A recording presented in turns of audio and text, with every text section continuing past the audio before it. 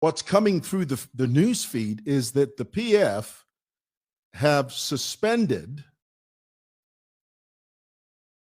Sampa from the Central Committee. Now, whether you're talking about the PF as a party or the Patriotic Front as the Central Committee, it doesn't matter. It's all the same thing, because once they get rid of you from the Central Committee, or committee, as we say in Zambia, they might as well just hound you out, because that's where it's going. I see the writing on the wall.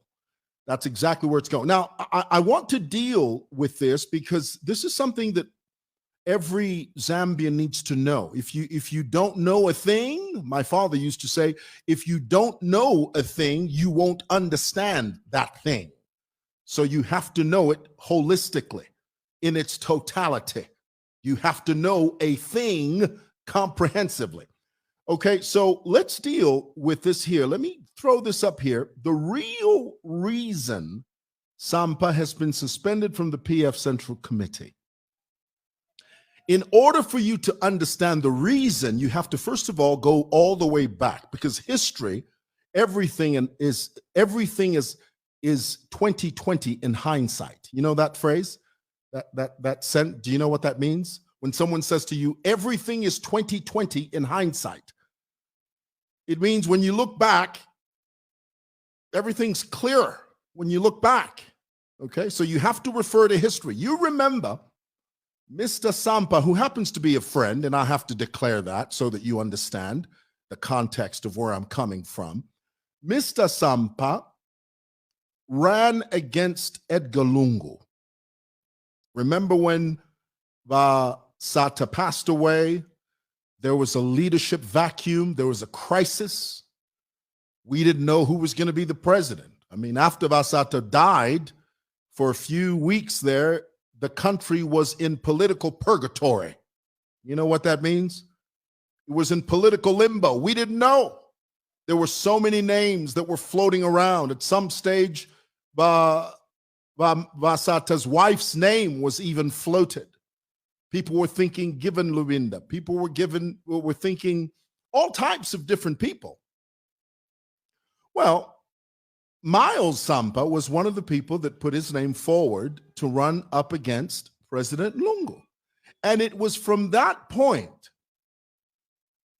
that really the inner circle of the PF started to dislike Miles Sampa. They hated him from the very, very beginning.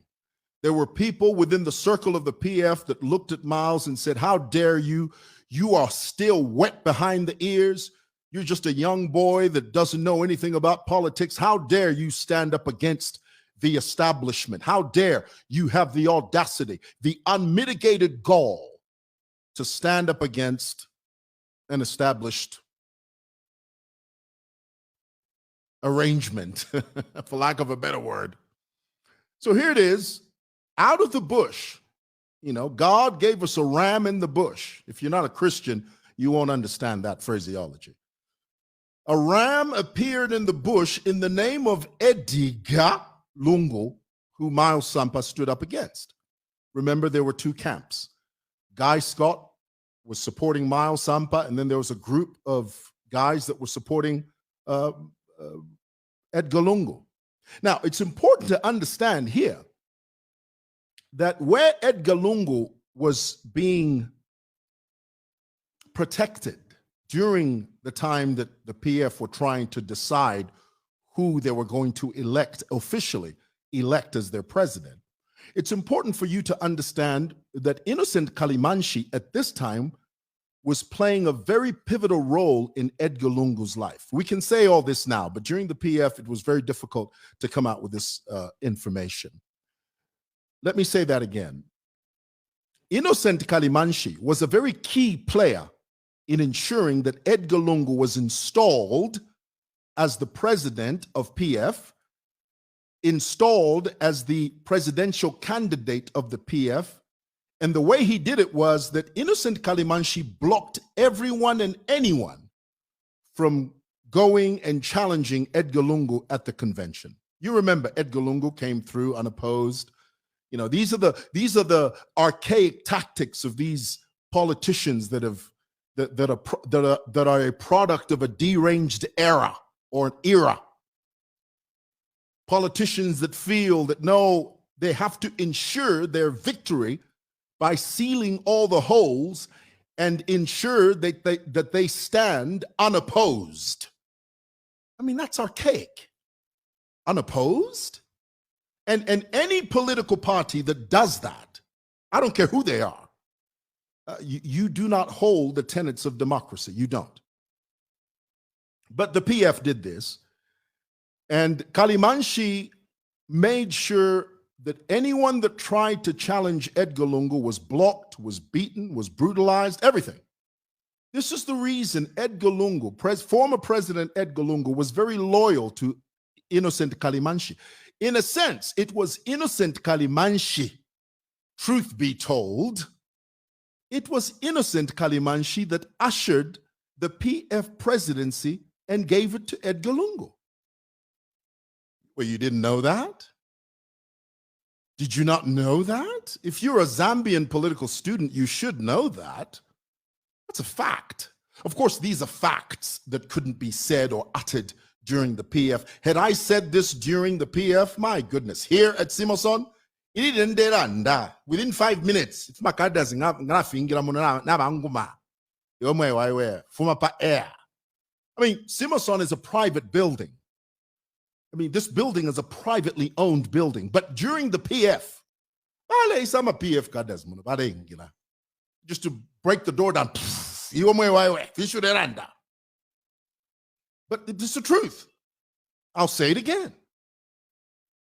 If you've ever wondered how former President Edgar Lungu became the sole candidate on the PF ticket, it was innocent Kalimanshi and his band of thieves, crooks, and hoodlums that handed the PF presidency on a silver plate to Edgar Lungu.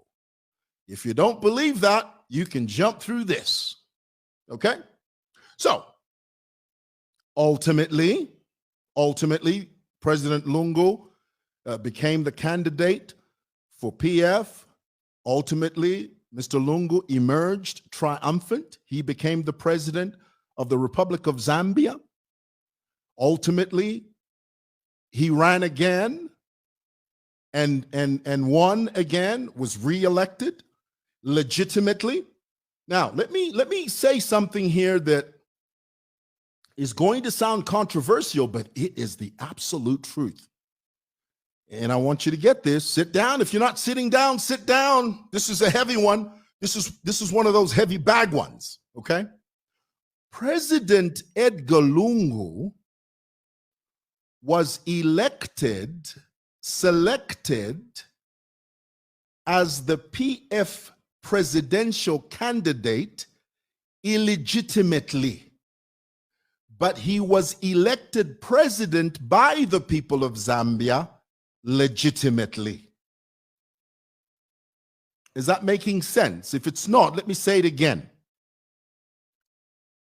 President Lungu, Ntile Valungu, became the PF presidential candidate illegitimately because it was given to him.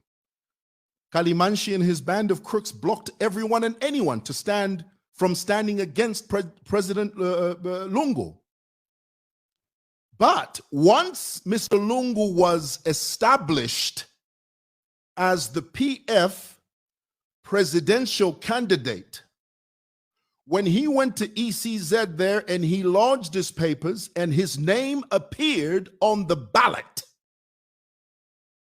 the Zambian people elected Edgar Lungu as president of Zambia legitimately. That's heavy, but it's the truth. That's what happened. Anyway, so, he becomes president, and he's doing some pretty hot stuff in there, And then while this is happening, there is a militia that's growing in Zambia. Some of you don't know how close we came to a militia state, because it was people like Innocent Kalimanshi who felt that Edgar Lungu owed them. And he did. in a sense, to be very frank, he did. This is the reason Edgar Lungu protected innocent Kalimanshi vivaciously. It's because of that. It's because Mr. Lungu knew what the role that innocent Kalimanshi played in installing Edgar Lungu as the PF presidential candidate, and then ultimately Edgar Lungu becoming the president of Zambia. So, he's doing his thing. He gets elected. The militia's growing. The PF cadres are growing in strength and numbers. And I warned you many years ago, I told you that the rate at which the PF cadres are growing, they are going to create a militia so large that at some stage, they will demand a seat at the table of power. I told you this years ago. I told you this. The PF cadres were becoming so powerful, so emboldened, that because of their sheer numbers, they were going to select a leader from amongst themselves and then demand a seat at the table of power. That's where we were going. So President Lungu runs again, second time. And, he's doing his thing, and then he realizes, I don't want to leave. I don't want to go. Are you kidding? This presidency gig is amazing. I love being called Eagle One. I love this. I love that people fall down on their knees when I walk in. I love this. I'm not going to give this up. Why don't we do this? Why don't we run a third time? And then there was this big debate. But then you see, the problem is the Zambian people said, no, we don't want that. Okay? We don't want that.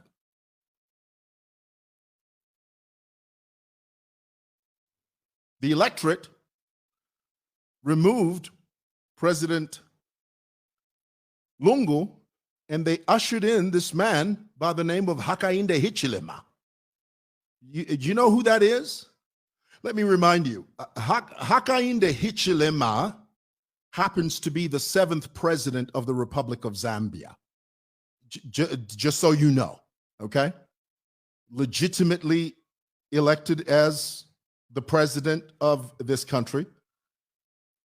Won the elections by a massive landslide, and it had to be that way. It couldn't be by a nose. You know the phrase, by a nose? The Kentucky Derby?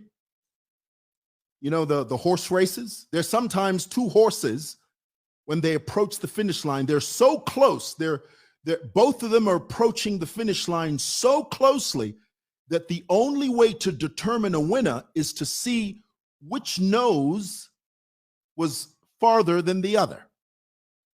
Hence the phrase, Hakainde Hichilema couldn't win by a nose. He had to win by a landslide, which he did. The Zambian people said, Hakainde, they don't want you, but we want you. Hakainde, they say you're no good, but we're going to give you a try. And that's what we did. So now here it is. Miles Sampa, now that the PF, Lungu is no longer the president, there's a vacuum. There's a vacuum because let's face it, we need opposition politics. I mean, who wants to live in a world, a totalitarian state? We don't live in a totalitarian state. I don't want to be, I don't want a government that is not challenged. I don't want that. Who needs the aggravation? Who needs the annoyance of living in a country where the government is not challenged? Proper checks and balances. We want that. So because there's a leadership vacuum, guess what? It's open now for people to say, you know what? I want to be president. And these are my credentials. And several people have expressed interest. They want to be president. There's Emmanuel Mwamba, there's GBM. And then there's this guy by the name of Miles Sampa, who from the very beginning, the inner circle of the PF never liked for some reason. They just didn't like him. I don't know why they didn't. Maybe it's because the guy's such a good-looking guy. I don't know. Do you know? I don't know. I mean, the guy's a looker. I mean, if I took him to Hollywood right now, right this moment, 10 agents would sign him up. 10 agents, 10 film agents would sign him up for a Hollywood movie. He's not good looking. Maybe they didn't like him because of that. But the truth is, the inner circle of the PF have never liked Miles. Now, this is the reason. The reason, you're not going to believe this reason. The reason Miles Sampa has been suspended from the PF Central Committee is, boom, because Tayali called Sampa a mole. Remember that? I mean, this is the level that the PF have sunk. Imagine we're living in a dispensation now where PF, the mighty patriotic front, as Antonio Mwanza used to say it, the mighty patriotic front, we are living in an era where the PF are now receiving instructions from a political joker in the name of Chilufya Tayari, simply because Tayari referred to Miles Sampa as a mole. Do you know what a mole is? A mole in espionage talk, okay? A mole is a spy. You know what a spy is? A spy is someone who infiltrates you to get information so that he can take it to the other side. Tayali accused a long-standing member of the PF of being a mole. And here's the thing, the PF Central Inner Circle believed him. Ha! You bunch of jokers. You guys, let me tell you, the PF are they're a bunch of jokers. They're a bunch of girly men, is what they are. You guys are dumber than a box of hammers. Honestly, really. How in the entire hell are you going to listen to someone like Chilufya Tayali? What, just because Tayali calls your guy? Tayali's not even a member of your party, for goodness sake. But because Mundubida, or Va Mundubida, sorry, I don't want to sound disrespectful, Va Mundubida is paying Tayali to my 2 pin or to my 5 pin every week. Kalandef. Because those guys are giving Tayali a few pieces of silver, you guys are going to throw your own PF member under the bus in exchange for a traitor and a bottom feeder and a leech and a jackal and a traitor, a Judas Iscariot, a Benedict Arnold. You're going to trade Sampa for Tayali? Man, you guys are a mess. You're an absolute mess. So that's the reason. It's because Tayali called Miles a mole. And then the PF guys, they listened to Tayali. I mean, heck, the former president EDGAR Lungu listens to Tayali. What's the world coming to? What is this? You guys are falling apart at the seams and you don't even know it. You don't. Unbelievable. So here it is. That's the truth. That's the absolute truth. Now, let me explain to you why. Remember Miles, a few years ago, he promised to give you Wi-Fi? He promised to give us Wi-Fi. Now, let me be clear about that. Guys, we're living in the modern age. There is nothing strange about public places having free Wi-Fi. That's where the world is. There's nothing strange about that. But in Zambia, my goodness. Miles, here's the story. Here's the story. And this is the true story. Like it, love it, leave it, loathe it, embrace it, cast it away. It's up to you. I really don't care because it's the truth. And you know, it just hit me. It just honestly hit me that I'm so glad. I'm so thankful I can live in an era. I can live in a dispensation. I can live in a time where I can fully express myself on this issue and not worry that somebody's going to put a bullet in my head. But in the PF, that's how we used to live. We lived in fear, gross fear, tangible, palpable fear. Ever heard of palpable fear? Palpable fear means the type of fear you can feel. Palpable means you can reach out and grab it. Anyway, so there's nothing strange about having free Wi-Fi. So Miles, when he became the mayor, he started making inroads to have that happen in order for that to come to fruition. He wanted to make sure that, the public places, he promised everybody, promised you, promised me, as the mayor of the city of Lusaka, that he was going to install or have free Wi-Fi installed. So he was speaking to a huge, big company. I don't want to mention the company you guys know. It starts with an H. I'll let you figure it out. And they were making big headway. And right when it was about to be, right when they started having the big meetings in order for that to happen, guess what? Somebody from State House called Miles and said, "Hey, man, what's up?" Miles says, "Yeah, what's the deal?" Now, remember, I'm paraphrasing, but this is exactly what happened. So the guy from State House says, "We hear you want to do Wi-Fi thing. What's the deal with the Wi-Fi?" He says, "Yeah, I'm speaking to a company. We're about to meet. We're about to get this thing rolling." And guess what the guy from State House says? He says, "The president's daughter wants to know, does she get a cut?" You see where this is going? Miles says, "What do you mean, cut? What cut?" He says, "No, come on, Miles. We know you got a bit of action going. Come on, break off a little something. Huh?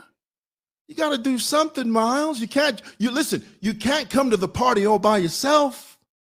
You got to give up a piece of the action." Miles says, "What action are you talking about?" He says, "Come on, Miles.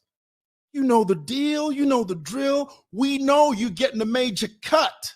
But the president's daughter just wants to know, how much is she going to get?" Miles says, "I don't know what the hell you're talking about." Then State House said, "Well, in that case, we're going to put a full stop to this whole practice. We're going to just put a full stop. We're going to put a line through this instead of under it." State House, in those days during the PF, put a bullet through that project because the president's daughter wanted a cut because she thought Miles was making a big cut and she wanted a piece of the action. Boom. Does that shock you? Doesn't shock me. Doesn't shock me one bit. It's the truth, man. Yep. That's what happened.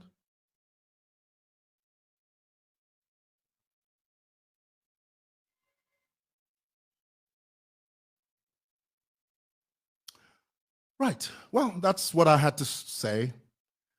Thank you for watching. Thanks for listening. God bless. Bye.